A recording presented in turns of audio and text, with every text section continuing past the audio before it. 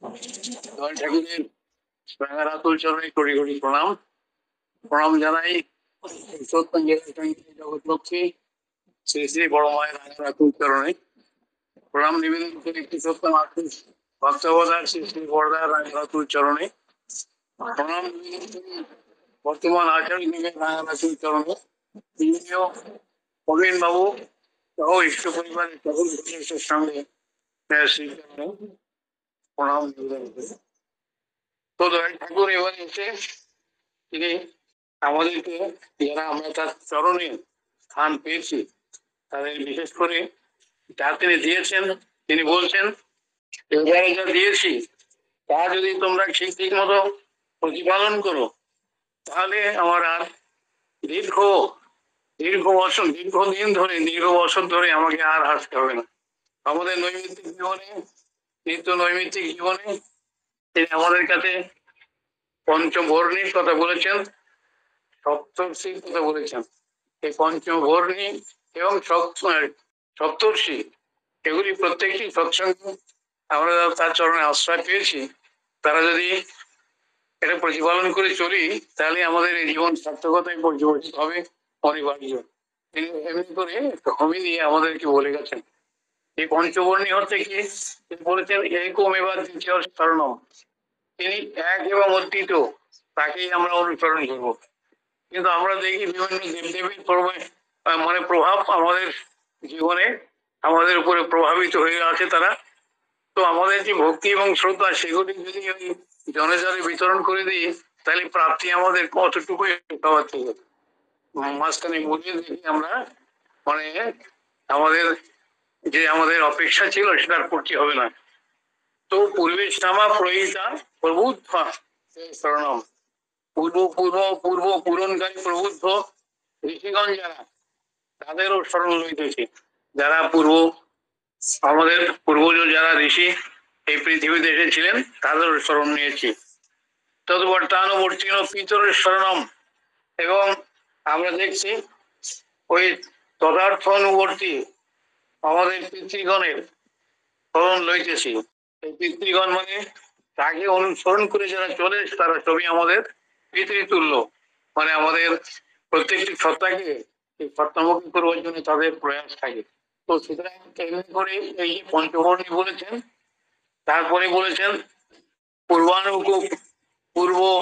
পূর্বাপূরক বর্তমান পুরুষোত্তম, এবং যে পূর্বের যারা আমাদের এখানে এসে গেছেন পূর্ব তারা বর্তমান পুরুষ হবে, তাদের মাধ্যমে আমরা বর্তমান পুরুষোত্তমের স্মরণ লইতেছি।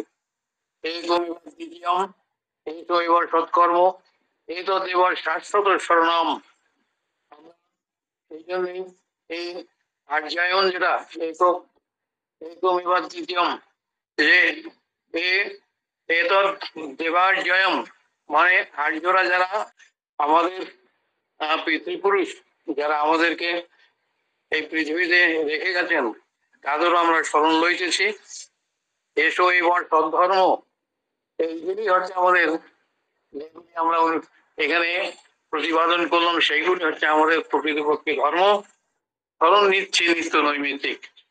এমনি করে প্রতিটি দিবস যদি আমাদের ইষ্টমুখী হয়ে আর এই পঞ্চবর্ণী আমরা পালন করি তাহলে দেখা যাচ্ছে আমার চলনের চরিত্রে যে প্রস্ফুটিত হচ্ছে বিভিন্ন রকমের গুণাবলী, লোকে দেখে নিজে আমরা বুঝতে না পারলে লোকেও দেখে সেটা তাদের সান্নিধ্যে যখন এই ব্যক্তি যায় যে ভক্ত মানুষ, তারা বুঝতে পারে যে এই ধরনের চরিত্রে এমন করে কি করে প্রস্ফুটিত হচ্ছে। এর পরবর্তী সময় তিনি সপ্তর্ষির কথা বলেছেন। তিনি বলছেন ন উপাস্য মন্মত ব্রহ্মণ ব্রহ্মৈকম এবার দ্বিতীয়, ব্রহ্ম ছাড়া দ্বিতীয় কেউ উপাস্য নয়, তিনি এক এবং অদ্বিতীয়। তো আমরা দুর্গা মা, কালী, সরস্বতী, এই মা মনসা ইত্যাদি করে যারা আমরা সবার কাছেই আমরা বিকৃত, তাহলে আমাদের ঝুলিতে থাকবে কি? আমরা আমাদের ভেতরে যে শ্রদ্ধা ভক্তিগুলি আছে এমনি করে যদি বাটোয়ারা করে দেই তাহলে কিছুতেই কি হবে না। সুতরাং সেই জন্য তিনি বলেছেন এইরকম এবার দ্বিতীয় চরণম, যিনি এক এবং অদ্বিতীয় তাকে আমরা সেই ব্রহ্মৈকম এবার সেই পরম ব্রহ্ম তিনি এক এবং অদ্বিতীয়, তাকেই আমাদের স্মরণ করে চলতে হবে, তাকে উপাসনা করতে হবে। তথাগত স্তাদ বার্তিকা অবেদা, মানে তার বার্তা তথাগত অর্থাৎ তার বার্তাবহগণ যারা এই পৃথিবীতে এসে গেছেন চরমে চরম প্রকাশ মহাকলকি, এরা সবই এক, তাদের মধ্যে ভেদ নাই। তথাগ্রহী বর্তমান পুরুষোত্তম। আর এরাই যারা পূর্বের যারা এসে গেছেন তাদের সবার যে তাদেরই অগ্রায় তথাগ্রহী বর্তমান পুরুষোত্তম। বর্তমান যিনি পুরুষোত্তম তিনি সবাই পরিপূরক। তাই আমরা এই চরণে চরম প্রকাশ এই পুরুষোত্তমের স্মরণ পেয়েছি, সেটাই আমাদের জীবনের পরম প্রাপ্তি। পূর্বের সেবা পুরোহিতা বিশিষ্ট বিশিষ্ট বিগ্রহ, পূর্বগণের পূর্বপুরুষ এসেছেন তাদের পরিপূরক হয়ে বিশিষ্ট বিগ্রহ হয়ে হচ্ছে বর্তমানের যিনি এসেছেন, তাকে আমরা এই পূর্বে যারা এসেছেন তাদেরও আমরা এমনি করে শ্রদ্ধা ভক্তি করি। তদনুকূল শাসনাম সত্যি বর্ণিত তদনুকূল শাসন, তার এই অনুকূল যিনি আমাদের শাসন এসেছেন, তো অনুসবর্ত তাকেই আমরা প্রতিপালন করে চলবো, সে অনুশাসন মেনে চলবো। অনুশাসন বলছে ওই আমাদের নিয়ম নীতি, সকাল সন্ধ্যা কিভাবে কি চলতে হবে, খ্রিস্টাব্দ বেদ প্রীতি পরলোক বিবাহ শ্রদ্ধা না পূজ্যা। তো খ্রিস্টাব্দ প্রীতিগণ যারা পরলোকগণ যারা দেবগণ আমাদের, তাদেরকে আমরা শ্রদ্ধা করছি এবং তাদেরকে আমরা প্রতি মুহূর্তেই স্মরণ করছি। সদাচার বর্ণাশ্রম, সদাচার এবং বর্ণাশ্রম, বর্ণাশ্রম এবং সদাচার এগুলি তো আমাদের জীবনের নিত্য প্রতিপালনীয়। আর এই পালন করা সদাচারে বাঁচে বাড়ে লক্ষ্মী বাঁধা তার ঘরে। বিহিত সবার নানু লোমাচারা, বিহিত সবার নানু লোমাচারা, বিহিত সবার নানু লোমাচারা হচ্ছে কি আমাদের সবর্ণের মধ্যে সবর্ণ লোমা অনুচারা যে নিয়ম নীতি পরিচালক আমাদের মধ্যে প্রবাহিত হয়ে চলছে, এবং তাদেরকে যারা এমনি করে জীবন্ত করে রেখেছে তাদেরকে আমরা শ্রদ্ধা ভক্তি করছি। স্বভাব ও সিদ্ধ পরিধ্বংসীনস্তু প্রতি লোমাচারা, এই স্বভাব সিদ্ধ পরিধ্বংসী প্রতি লোমাচারাকে আমরা পরিত্যাগ করছি। স্বভাব সিদ্ধ পরিধ্বংস প্রতি লোমাচারা, প্রতিলোম আর অনুলোম এটাই আমাদের জীবনে তিনি দান করেছেন।